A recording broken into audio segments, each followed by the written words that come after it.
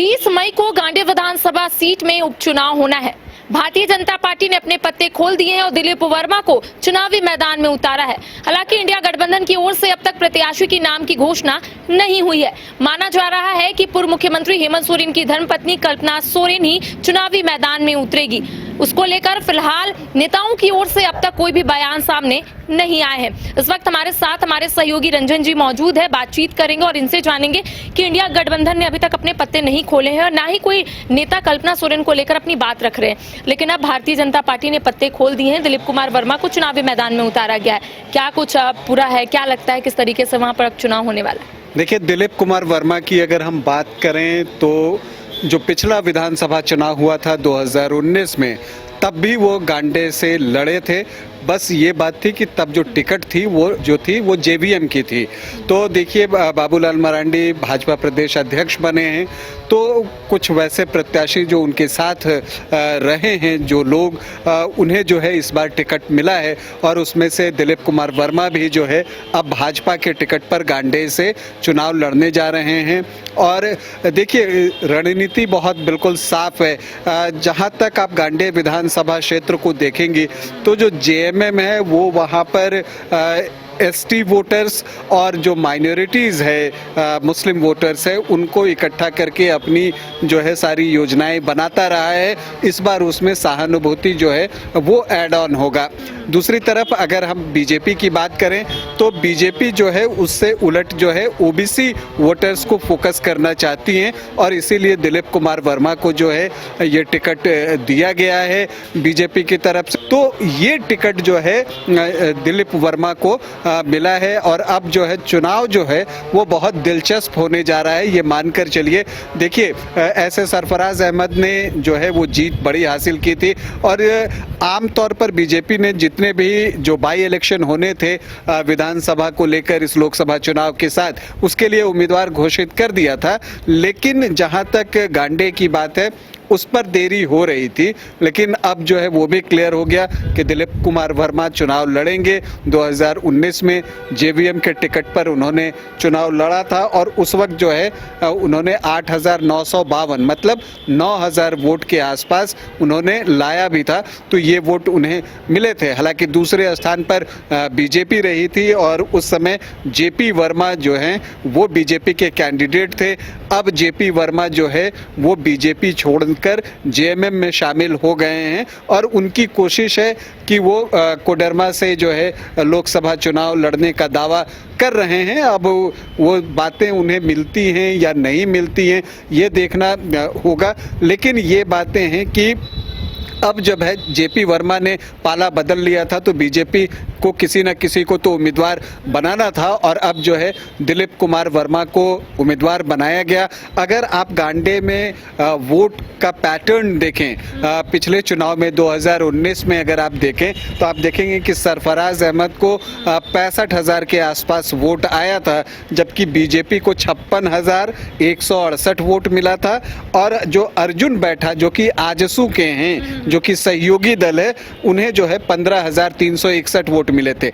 अब अगर इन दोनों वोट को आप ऐड कर दें तो वो हो जाता है 71,529, जो कि सरफराज अहमद को जो वोट आया उससे ज्यादा हो जाता है। और इतना ही नहीं, अगर आप इसमें दिलीप कुमार वर्मा का भी वोट जो कि जेवीएम का वोट था, अब वो भी बीजेपी के साथ है, उस वोट को ऐड कर दें तो आपको 9,000 और जोड़ना होगा, मतलब ये 80,000 के आसपास आंकड़ा पहुंचता है। ये आंकड़ा अगर हम लोग देखें तो ये कहना भी गलत नहीं होगा कि मुकाबला जो है वो वहां पर काफी दिलचस्प होने वाला है। जी, करीबी मुकाबला होगा और ये सबसे बड़ी बात है कि ये जनरल सीट है। लेकिन यहाँ पर जैसा मैंने कहा कि एसटी और जो माइनॉरिटीज है, अगर उसका कॉम्बिनेशन आप बना लेते हैं तो जीत जो है आपको अक्सर मिल जाया करती है। अगर आप इतिहास देखें तो वहाँ पर आपको सालखन सोरेन हैं, वो 4 बार विधायक रहे जेएमएम से, तो इसी कॉम्बिनेशन के साथ जो है वो गए। पिछले चुनाव में सरफराज अहमद जब चुनाव लड़ते हैं जेएमएम के टिकट पर तो वहाँ पर भी यही कॉम्बिनेशन था, जो आपको ट्राइब्स थे और साथ में माइनॉरिटीज़ की आप बात कर लीजिए। लीजिए तो उस कॉम्बिनेशन को लेकर जेएमएम चलता है। तो इसलिए बीजेपी ने क्या किया है कि बीजेपी ओबीसी वोटर्स को लेकर जो है वो साथ चल रही है, उसके साथ वो फॉरवर्ड को इंक्लूड करना चाहेगी। देखिए जो गांडे विधानसभा क्षेत्र है वहां पर यादव मतदाता भी हैं, मतलब आप उनसे इनकार नहीं कर सकते। और आपको बताऊं कि जो सुनील यादव पिछली बार चुनाव लड़े थे उनको जो है लगभग 10,000 वोट आया था।